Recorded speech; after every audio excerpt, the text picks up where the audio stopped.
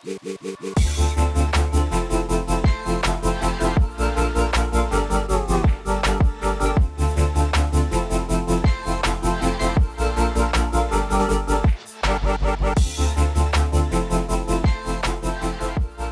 long at all, you know what I'm saying? Again, I've been doing it for 30 years, so I don't know, I might be super fast. I might be like Flash or somebody.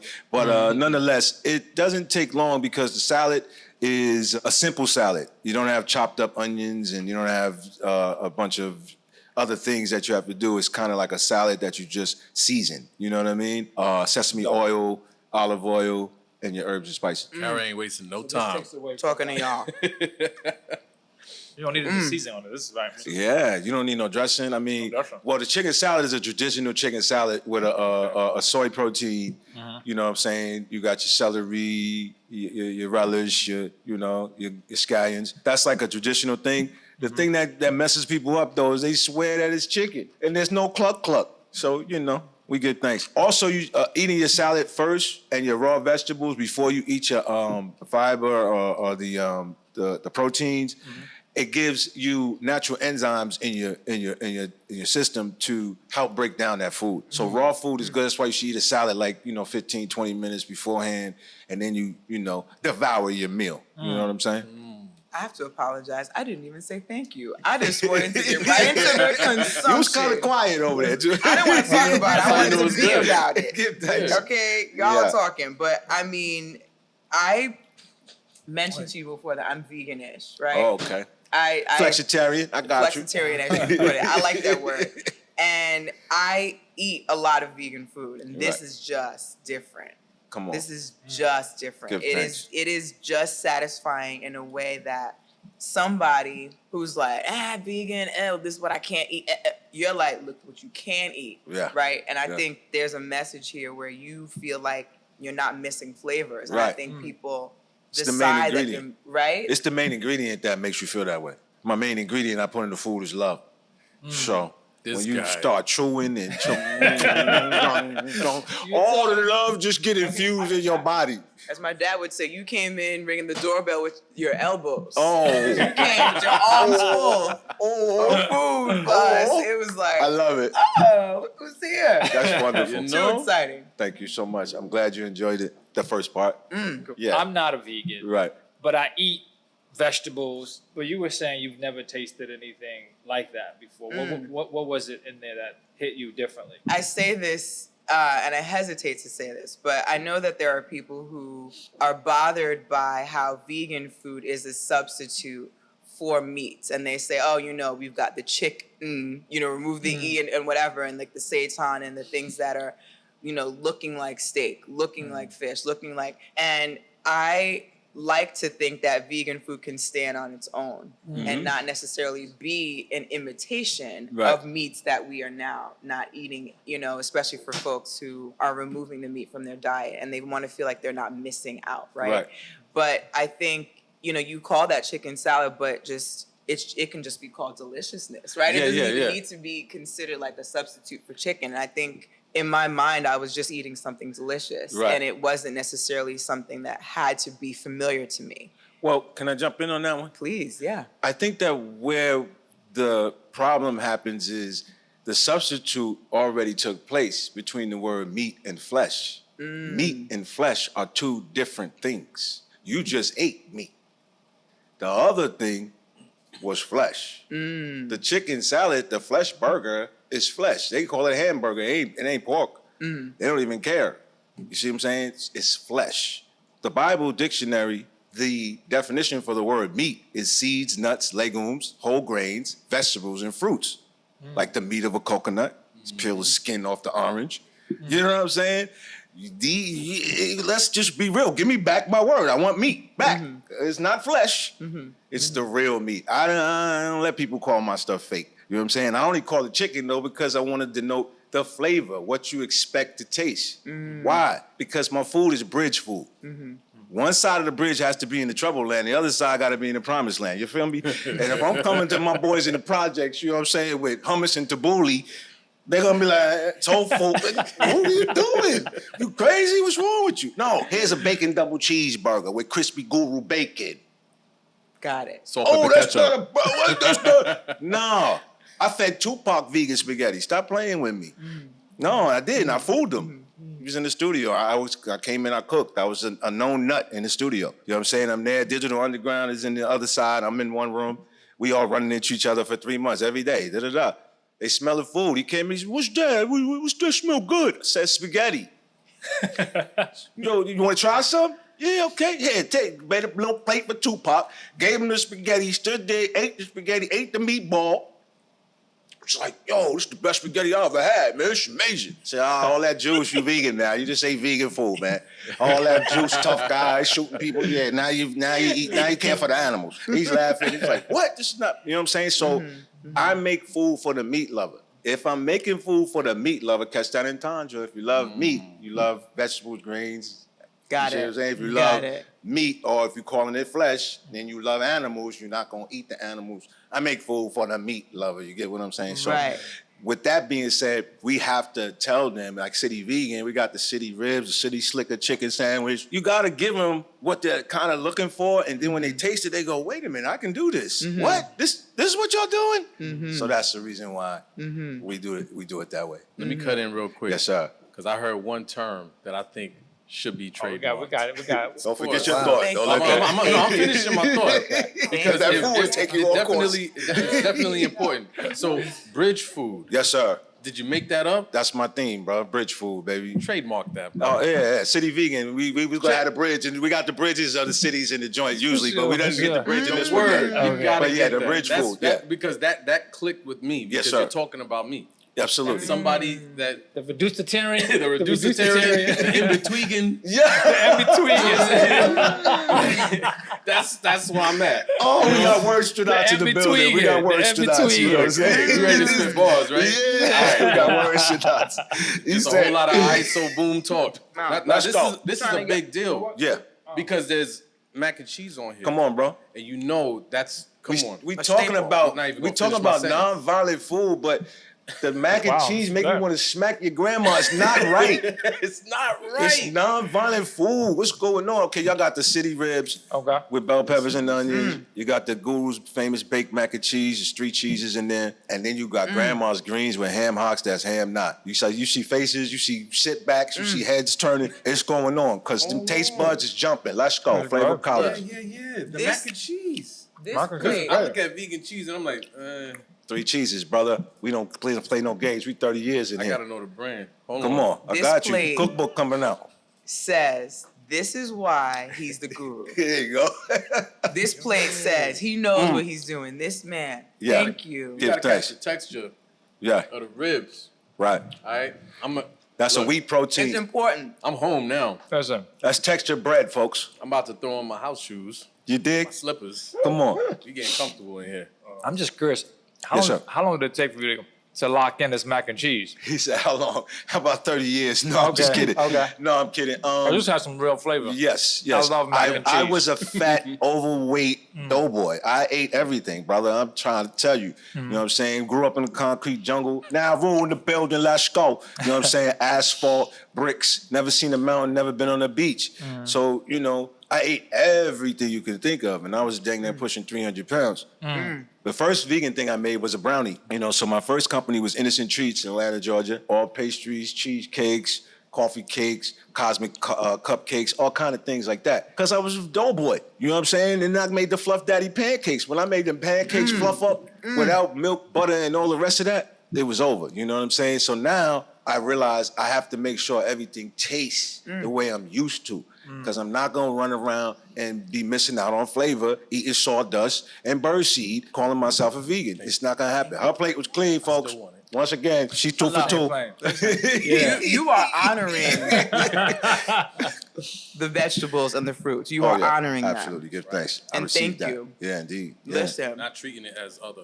Right. It's an Do you awesome- know what? You know what is really big about that? What you just said, honoring. That's deep. I never heard no one say that to me like that. I appreciate that. I'm gonna hold that one because what has happened in my experience, like, see how I just tasted the food and was like, oh, that was good.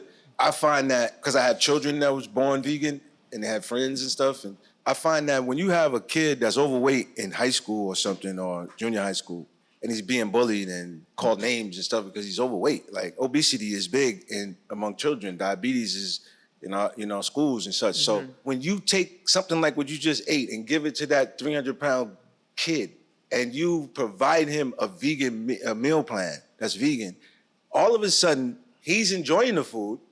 Wow. He's losing weight. Mm-hmm. He's telling people, I'm vegan, I don't eat that. He's gaining self-esteem and confidence and all of that because I don't eat that anymore. I eat that. Try this. That ownership. My kids did this. That's what I'm trying. Right. Hey, try this pizza. Yeah, that ownership. Yeah. So then he's losing weight. He becomes a high school football superstar. Why? Because eating vegan food, you're going to get in shape. You're going to get right. You're going to be energetic. And now kids accept him, but he doesn't reciprocate with the bullying or the anger or the negativity that he suffered. He reciprocates with love and teaching and saying, hey, you can be vegan too. Hey, check this out. Try this. This is great. It's a whole nother, it's anti-bullying to the whole, just through the food. I've seen it happen. So when I do this, honoring the vegetables, honoring nature, honoring the divine, I want others to understand if you take care of yourself, if I can get you to take care of your body, you'll think twice about hurting another body. You'll think about how you treat others. Isn't do unto others as you would have them do. Isn't that really love your neighbor as yourself? Isn't that really the thing? So how do you do that? You start with the food, with things like this that help people become better people, and then share that better thing. You know what I mean? So that touched me what you said, but it allowed me to let you know why I really do this. You know what I mean? Yeah. Give thanks. Oh, that's great. That's great. It's like a reciprocation of natural value, Exactly. I like that. I was going to ask you to expand on that because you just talked about like the ownership and the practices and the language that your children have about eating a certain way and feeling a certain way. And I guess to what extent is veganism just about the food, or is veganism beyond the food? Can you talk about that a little more? Oh, yeah, absolutely. The connection, the frequency, it's beyond the food because it's plant-based food. Plants photosynthesize the sun, they connected. The trees, they connected. Trees go through the winter, they go through they don't complain, they bend with they do all the. So if you look at it, it's way bigger than the food. The food is simply the starting point. It's the garden, it's the garden. Garden of Eden, the garden. Mm-hmm. The lions and the lambs laid together. You know what I mean? It wasn't about take, grab, you know what I mean? And I even teach people that as artists, we shouldn't go for all of these material things. We should really be concerned about taking our food back because that's your life, that's your source. In the garden, there was nothing but plants and vegetables and fruits that God made in Genesis for you to eat. You know what I'm saying? It goes all the way back to the garden. Yeah. You know what I'm saying? So it's like, I see a lot of, Miss Kiesia has some texture intolerance. That has to do with our people. The mayo thing, the something that's white. Yeah, break that down for texture intolerance. Yeah, texture intolerance is it's usually an ethnic thing with black people. If you see any white on something, it's like it's mayo or something. You can't eat it. You're like, oh no, I don't want that. Make sure I don't see nothing. And it's crazy because I will eat mayo, but I only eat mayo on certain things. It's just it's for me. It's like avocado. We spoke about that, right? Creamy-ish. It's kind of okay. Yeah. I would for instance, I can eat ground beef, but I would not eat meatloaf like that mushy. I cannot do it. My nephew calls it guacamole. I can't do guacamole. Also, no, I don't eat ground beef, by the way. He does not eat I got a 3-cheese spinach lasagna that's super famous. Yeah. It's amazing. He won't eat it because it has the the guru ricotta. It's good. See, it's guacamole to him. How do you get over that? As with anything, you have to kind of gradually try certain things that you don't like. You know what I'm saying? Yeah. So here's an example. I was like that with yogurt actually for a long time. See what I'm saying? Yeah. Same thing. So here I have a client who doesn't like the mushroom thing because it's stringy, the gooiness of it or whatever you want to call it. So how do you get her to enjoy mushrooms? You do a fried mushroom. Mushroom, you bread it, you fry it, you fry it hard. I would probably try that though. You fry it hard so that when she bites it, it's crispy. And then she go, wait a minute, this tastes good. What is this? Or you do the mushroom as a rib. I've had a mushroom, like the lion's mane mushroom on a kebab. And I could have sworn I was eating the rib, for real. Eat me, 30 years. Right. So you do it in a way where they can enjoy it, and then but they eating it. Like, what's this? Yeah. Right. That's mushroom. I do believe that I can, for me, like for instance, chickpeas, I will not eat hummus. But I will, I see? will, and I didn't even realize hummus was chickpeas. Wow, see, that's it. I will eat Yeah. curry chickpeas. I will Right. eat chickpeas in my salad. I Right. love chickpeas when they have a little texture to them. But with the moment they are like mashed, over. I love French fries, but I won't eat mashed potatoes. See what I'm saying? You know what I'm Yeah, saying? That's It's the very texture you're talking I about. will Yeah, not. it's I won't do it. psychological, Yeah, it's physiological. But I psychological. will say I think like even talking to you, like the way I started to explore it too, and I want to get into like the New York versus LA conversation Yeah. because I've lived in both spaces. Living in New York though, I wasn't introduced to like people being vegan. You hear like vegetarian, stuff like that. I would start to understand my body was like later in my 20s, like, okay, I'm not feeling it, or hormonally, it just wasn't. I already took out red meat and pork, but I was like, something about eating meat all the time just doesn't sit right with my spirit. So I was starting to experiment. It was hard, but then I think over time it started to get better. And when I got to LA, I felt like I had way more options and Big time. tasty like vegan food, Right. like real good. Where New York wasn't quite there yet. They're getting there, but they weren't. So Yeah. can you talk about that, like the difference Wait, between LA and New York? first, I want to get to you. You didn't finish answering the Okay, question that's about good. misconceptions before we Okay. jump into the New York LA Okay, so conversation. maybe it's a thing where when we were younger and we didn't have, we came up in families low income, basically, you Yeah. didn't have a chance to eat all of the things that you would love to eat. You wouldn't have meats or things until every 3 or 4 times a week or whatever. So Yeah, I when only you become an eat adult, canned fruit. Like I see didn't what even I'm eat saying? fresh When fruit you till become I an was adult, you're just like, yeah. look, I'm about to get my ribs on, my chicken, y'all. I Yeah. gotta get my, you know what I mean? And then if somebody come along and say, yo, eat some plants instead of chicken. Like, nah, I got to have my meat, bro. I got to have my ribs. Nah, Yeah. bro, no, this is what I need my turkey. Feel me? I think that maybe because of the lack, maybe of some of us that have experienced that we get to the point where we can eat anything. We can do lobster tails. We can do steak, and you don't want to hear nobody talking about plants because and you think that it's gonna taste like sawdust. You think it's gonna Right. taste funny. You think no, I need my meat. So I think that what I do for people though is when I come across my people, especially because I went to California from New York. Yeah. And never seen a mountain, never been on the beach. Boom, boom, boom. Got in and started walking around. Lost 115 pounds. Changed my life from a diet to a liver. I changed from a diet to a liver. You feel me? So when that happened to me, I came back to my people in New York and in the projects and such. I couldn't give them hummus and tabbouleh. You like Right. chickpeas and you won't eat hummus. You feel me? I couldn't give them something that was so, raw food. You know, Right, I had to right, come right. with a bacon double cheeseburger. Gotta make it up with you. Vegan though. Yeah. You feel me? I had to come with that fried chicken. Right. Things that would remind them in their taste buds of what they're accustomed to and what they're used to. Now my Yeah. texture game is way up because 30 years doing it. Right, So right. I've been working with the same meat distributors, vegan meat distributors, for 30 years. And it's only gotten better and better and better. So now when I provide something and I say to you, this is a steak or this is a lobster or this is, whatever, I got respect and people will say, okay, let me try that. Oh, wow. Oh, wow. They really do taste like shrimp. So that's how I kind of work with that thing Right, that's right, going on right. around our people. But I don't know the details of how it's gotten so, so Right, crazy historically, like that. right. Historically, again, slavery. Yeah, most of You know, it the is always scraps. slavery. Scraps, I was gonna yeah, say scraps. You know what I Yeah, mean? yeah, That kind of thing. dependence on animals. Even generational wise, I'm trying to get my dad to eat a little bit healthier. He's not going Same, to. He's same. not. He just Let he. him go do some food for him. Listen, It's over. if he would probably eat your food, but I would have to lie to him. He Yeah. would rather eat fried bologna still. Oh, wow. My dad too. Like yeah. I don't Vegan get bologna. it. Yeah. Like I'm like, but there's better food. But you know what? Both of our dads also spent time in prison. Yeah. And I feel like, okay. Yes. I feel like That's a that fact. kind of, That affects it. Yeah. you get suspicious about meals. You get suspicious about a lot of things, to Everything. be honest. But he'll And then- judge me like I'll come home. He be like, "Oh, here my healthy daughter come," because I want to eat Yeah. vegetables all day. I like As a meal, right. Growing up, I didn't.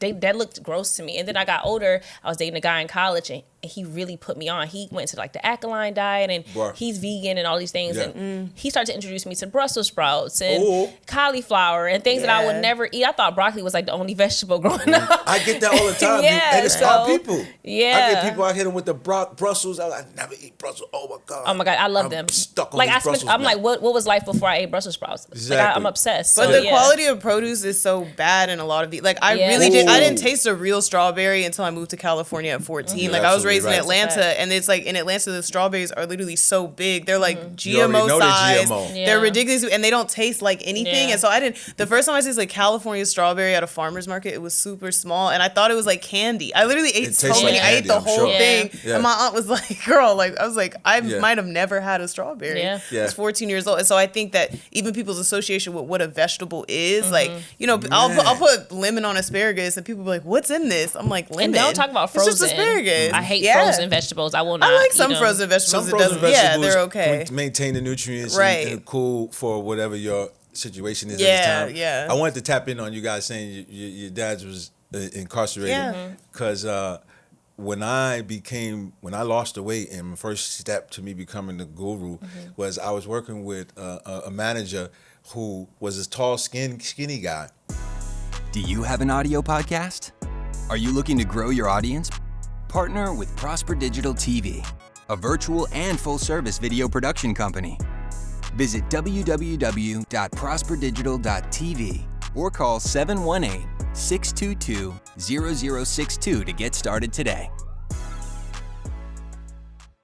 And I talked about this last time about the water. I don't know if I told the story, but we went to the store and he pulled out his license and his face on the license was this big. I swear to you. I said, what license you? That was me. It was over 300 pounds. I said, what? Bro, what did you do? Now this is me. Yeah. I'm dang near pushing 300. What did you do, bro? He's like, man, I had to do a little bit. You know what I'm saying? I wasn't gonna eat that food, man. So I started drinking water. Yeah. And I just ate the fruits. Said, what? He said, yeah, water. Take me to Rouse. I'm in L.A. Yeah. Take me to Rouse right Yep. now. Went to Rouse, got a gallon of water, never separated from my hand till I was 115 pounds lighter. So a gallon of water a day will totally erase fat from your body. It's the number one fat burner. Water is the number one energy builder. And when you drink water, a gallon of water, in 30 days, you regulate your blood pressure. It's dang near 99.9% possible for you to have high blood pressure. So I need that for all my people y'all need to chime in. And also, I think too that I do believe that now. I mean, with social media, I do think it's important because a lot of what I adapted with eating a little bit healthier was from seeing influencers do it too, right? Like, or even understanding, like, or buying water bottles that hold me accountable and stuff. Right. So I do know there is a large population of people of color in our community who are trying and they're using their platforms to tell that. And I think that's why it's so important to do that, even though because we're on social media all the time. So I definitely was able to purge my feelings of frustration and anger, but that journey continues today. The transformation continues today. So when I was in high school, I experienced the numbness and the pain and the frustration. And then going into college, I experienced more lack of control, fear of a lack of control. So and that came out through an eating disorder. That came out through me, binging and purging mostly, overworking out, under eating, things like that, because it was like, well, I can't control who lives and who dies in my life. So I'm going to control how much food I eat or, how do I get rid of this food? How do I make sure I don't gain weight? And the other thing that was kind of weighing down on me, honestly, was the pressure of the entertainment industry. I had professors that were telling me I was a little too fat, telling me that I wasn't pretty enough to make it. And I was like, dang, I don't believe you, but dang, like this is a lot. So let me go, exist over here. And unfortunately, I wasn't seeking therapy at the time. And so I was medicating myself through binging and purging, through an eating disorder. And like I said, through under eating as well. And so when that was happening, I knew it was a cycle that would just continue and continue and wouldn't end well. So one day I was at a tailgate and I was eating a bunch of food, pork, chicken, fish, shrimp, everything, all the above, cheese, eggs, everything. Okay. And I was existing fully in my binging moment. And then I remember thinking to myself, all right, I'm gonna go upstairs and I'm gonna purge it all. I'm gonna throw it up. And before I did that, I don't know what it was. I really don't know what it made it about this day. I think it was just like, cease from the universe, like a moment of just stop this nonsense. Because a voice said, go vegan. It said, go vegan. And I said, okay. And I never stopped. Like I literally was like, all right, That's what I'm doing. That will bring me joy. And I didn't know if it was the answer. I didn't know if it was healthy. I didn't know if it was right. And so I dug deep. Luckily, it was Christmas break of my first year in college. So I dug really deep into it and I started finding out what are the pros and cons. I didn't want to just find out, okay, live in fantasy where like, oh my gosh, vegan food is like the best and vegan for the animals. Like, I didn't want to live in that. I wanted to know, all right, what's the keto? What's the paleo? What's going on with all these diets? And what's the common thread? And I realized the common thread was vegetables. Okay, so if that's the common thread, let's think about why are vegetables healthy? Okay, they got color in them. I wonder if that color has anything to do with their health, if they got nutrients in there. Yes, they got nutrients in there. And then I was able to take a nutrition class in college. So I started to become a little bit more interested after I started to eat plant-based. And at the beginning, I had no idea what I was doing. I knew I could eat vegetables, but I thought, okay, I can eat trail mix, I guess. Is butter vegan? I don't know. It took me so long. Is bread vegan? I don't know.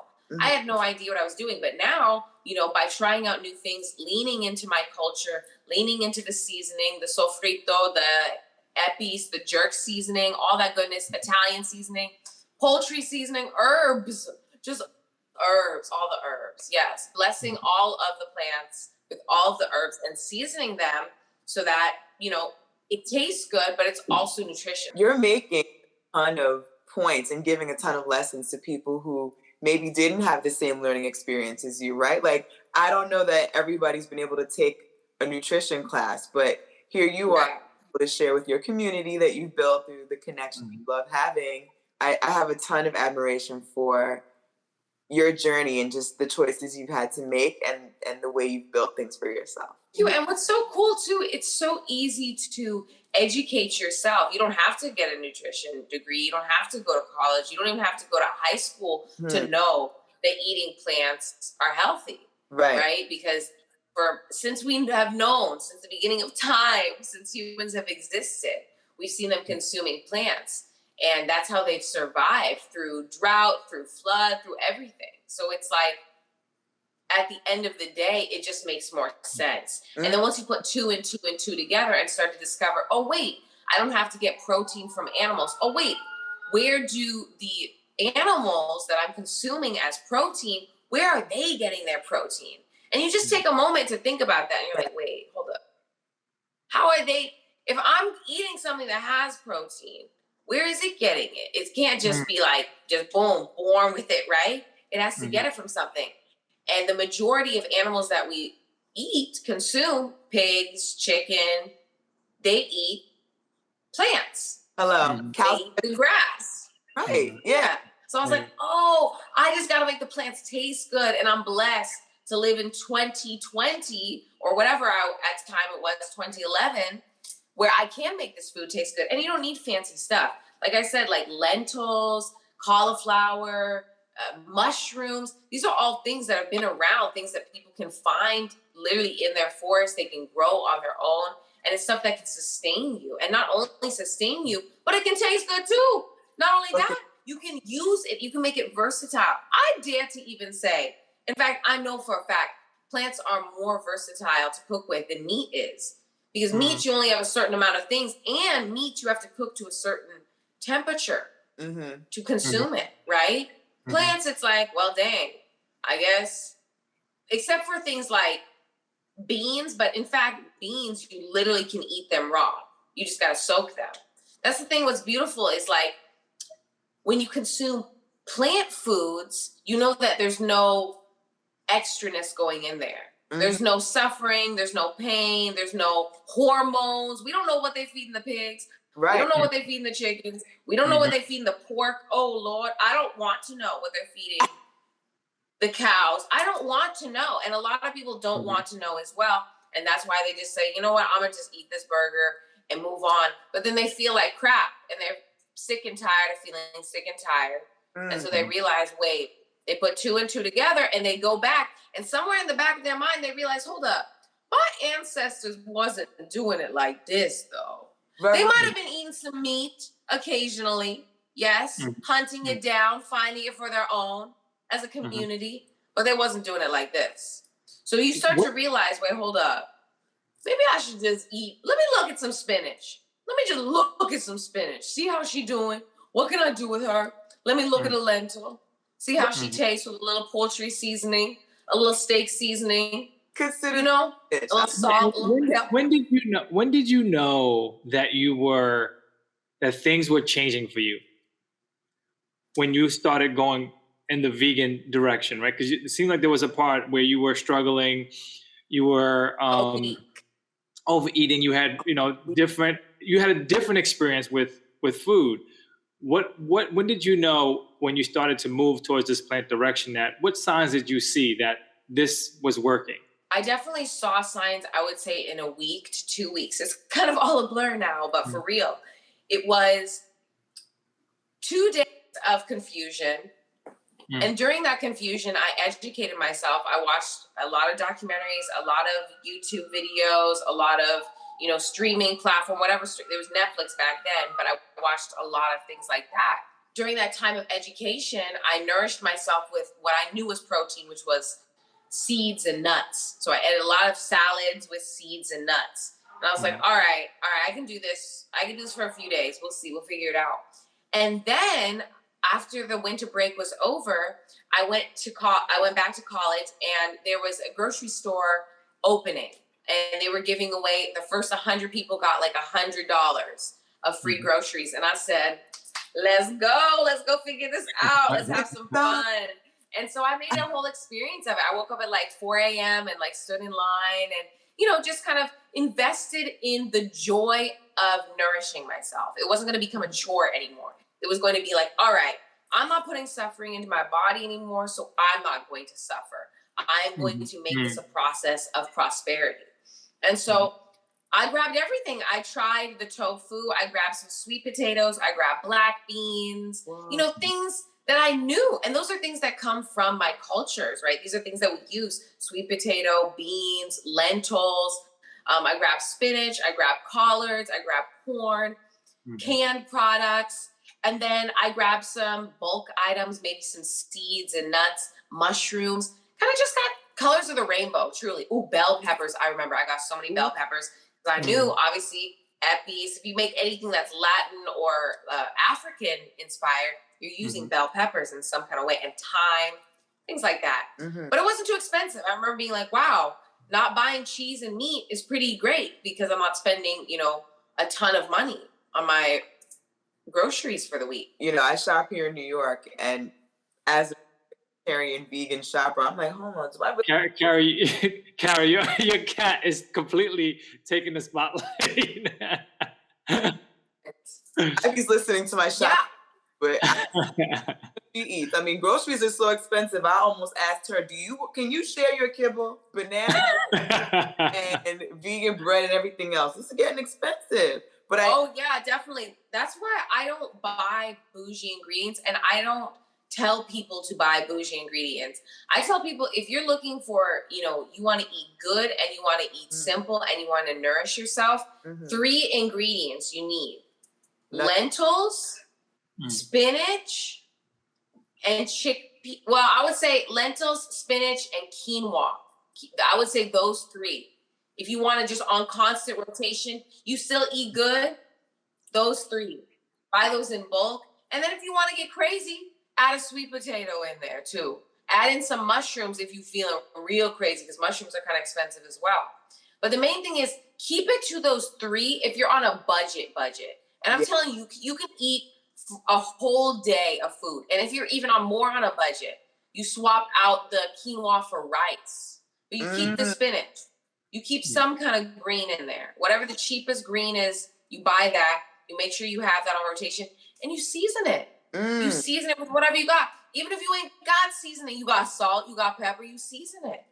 Because what's beautiful is plants have wonderful tastes and flavors too. So there's definitely ways to do it. And I always tell people, think about what people eat when they give people, you always see people in other countries, right? And they're like handing them food and like survival food. What is it always? Literally, it's always rice and beans. Well, I knew I always wanted to do research, and so I said I want to do something to make a difference in the world that save lives, and something that's not too expensive, where something that the average person could afford, and something that will make a huge difference worldwide. So until I realized that vitamin D could do that, that's when I started doing research about 20 years ago. Tell us about vitamin D, like you would explain it to a fifth grader, though. Okay. Well, first of all, 97% of African Americans are vitamin D deficient. 97%. Okay. Half the world's population is vitamin D deficient. So there are 8 billion people on the planet. So 4 billion people are vitamin D deficient. So it's the most common nutritional deficiency in the world. So actually, vitamin D in itself is a pandemic. So vitamin D is not a vitamin, it's a hormone. And so hormones basically work in your blood system and affects a lot of different organs. So one thing that vitamin D does is you have 30,000 genes in the human body that determine your height, your sex, your intelligence, your eye color. And so vitamin D basically controls 3,000 out of those 30,000 genes, or 10% of your DNA. So vitamin D goes directly into your cell and attaches to the DNA, and it does a lot of different things. So anything that controls 10% of your DNA has to be powerful. That's a lot of DNA to control 10%. So it makes that single-handedly the most powerful chemical in the human body. So one of the things that vitamin D does is it stimulates your immune system and make your immune system stronger. Increases your white blood cell count. White blood cells is what fight off parasite, fungus, bacteria, cancer cells. So if I get the coronavirus, I have 1,000 white blood cells. My body's going to get overwhelmed when we get the coronavirus early in the pandemic, most likely get sick and succumb to it. So what vitamin D does is, instead of having 1,000 white blood cells, it upregulates your immune system. Now I got 100,000 white blood cells to fight the coronavirus from 1,000. So 100,000 is going to overwhelm the coronavirus and kill it out of my body, where I'm not going to get it sick, or maybe not even get the disease. Another thing that it does, or another thing that diseases does, is it creates chronic inflammation in your body. So what vitamin or hormone D does, it decreases the amount of chronic inflammation. Chronic inflammation is like the phlegm that you get in your chest when you get a cold and you're trying to cough up that goo that you cough up. So that's the stuff that's floating around in your bloodstream system when you got the coronavirus real bad. It's called chronic inflammation. You have acute inflammation, what happens after you operate on somebody. So acute inflammation is good. Chronic inflammation is bad because it leads to heart attacks, strokes, diabetes, arthritis, and every heart attacks and every other chronic disease known to man. So if I can take an agent that's going to decrease my chance, and it also decreases your risk of death by 30% if you go in the hospital. Wow. So regardless of the cause. So if I go in the hospital for a heart attack, stroke, traumatic brain injury, gunshot, pneumonia, whatever I got. So as a physician, why would I not use something that's going to lower my patient's risk of death by 30%? So I can just go and buy, if I was taking vitamin D daily, like just a supplement of it, I would be getting all of these benefits, or? Yeah, you get all these benefits. I mean, we've done research on it. And so we researched if your vitamin D level, which is like the amount of vitamin D in your bloodstream, when your vitamin D level gets less than 18, your risk of death goes up 30%. That was one of my first papers that we did and stuff. And because in our ICU trauma patients, African-American women had the highest mortality rates. They had the lowest vitamin D level. And African-American males had the second highest mortality rate, and Caucasians had the lowest mortality rate. And so they're always talking about healthcare disparities in the United States, but in my research, we found out that most healthcare disparities due to vitamin D deficiencies. So as we got everybody's vitamin D level up rapidly, so I pioneered high-dose vitamin D in ICU patients. Doses I was using, people saying I was crazy, there was too much, they're going to get toxic.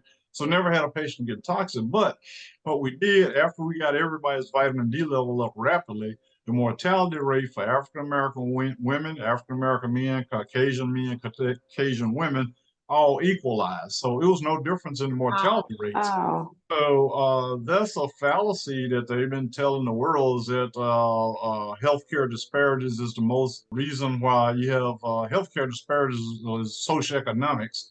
Well, Johnny Cochran was wealthy. He died from a brain tumor at a young age. He had money, could have gone, but his, most likely had a low vitamin D level. So once you normalize people's vitamin D levels, it does cancer surveillance in your body too. So Mayo Clinic put out a paper stating that all women with breast cancer should be on vitamin D lifelong. So you hadn't heard that in the news. So why is this not being put in the news? They're just throwing, there's nothing wrong with chemotherapy or radiation, but you need to be on vitamin D also. And it's good for prostate cancer, breast cancer, triple negative breast cancer that disproportionately affect African American women. African American women have a 4 times higher fetal maternal mortality rate because almost 100% of Black women are vitamin D deficient. And so when you're pregnant, your baby is siphoning off the vitamin D. So your mom is trying to provide vitamin D for 2 people, the baby and herself. And that's the reason a lot of women have postpartum depression, because they're vitamin D depleted, after they deliver their baby. They don't have any vitamin D left in their body. This is blowing my mind. yeah. I was gonna say, I feel like I'm learning so much right now. Do you feel? I mean, not to be all into conspiracies, but do you feel like that's intentionally done, that people don't realize how much the impact of vitamin D? I try to stay away from conspiracy theories. Yeah. My thing is I try to educate, so I just assume people don't know. Yeah. But it's better in this case to apply the ignorance factor. Ignorance means you just don't know. It doesn't mean you can't learn that stuff. And so I think most people just don't know of the importance of vitamin D. And I'll tell you something else. There's a group called the Vitamin D Council out in California. They actually tried to sue the federal government back in 2011 because they put vitamin D in milk, and most African Americans are lactose intolerant. They can't drink milk, and they get nausea, vomiting, abdominal pain, bloating. So the Vitamin D Council asking, why would the federal government put vitamin D in milk when the people that are most vulnerable to vitamin D deficiency can't drink milk? So, but of course, you can't sue the federal government. And then this did not even make the news and stuff. So you had this group fighting for African Americans. African Americans didn't even know about it, or it didn't even hit the radar anywhere in the country. And but they were being honest and stuff, because of a lot of disproportionate diseases that we see, heart attacks, strokes, maternal mortality, and arthritis and diabetes. All this stuff, the progression of all this stuff can be slowed if you got everybody's vitamin D level up to normal. From what I understand, my very, very elementary knowledge of vitamin D is that we get most of our vitamin D from the sun. Correct. Is that correct? So I'm wondering, is it partially because of slavery and maybe not being in sunny places that Black people in this country are so vitamin D deficient? I live in New York City, in Harlem, but it's it just got sunny, and it'll be sunny for about 3 more months, and then it'll be no sun or no direct sunlight for months after that. So what do you think about that?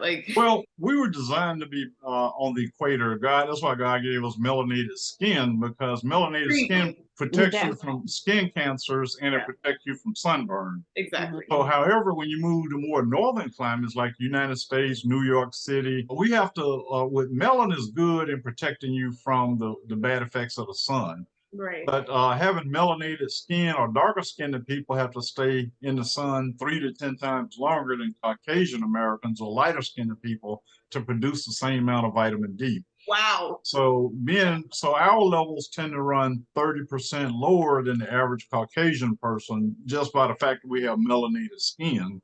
Because we're not charging in the sun. Wow. Is it as simple as, again, I'd say I don't know if this question is done, but is it as simple as include having vitamin D vitamins? Is that just something you could be taking daily? Is that something that could increase it? Well, yeah. Let me answer this question first. The thing is that you can't be in the sun long term because we have holes in the ozone layer, and so you have 2 different sun rays, UVA, UVB. UVA wavelength sunlight causes skin cancers, melanoma, basal cell, squamous cell skin cancer.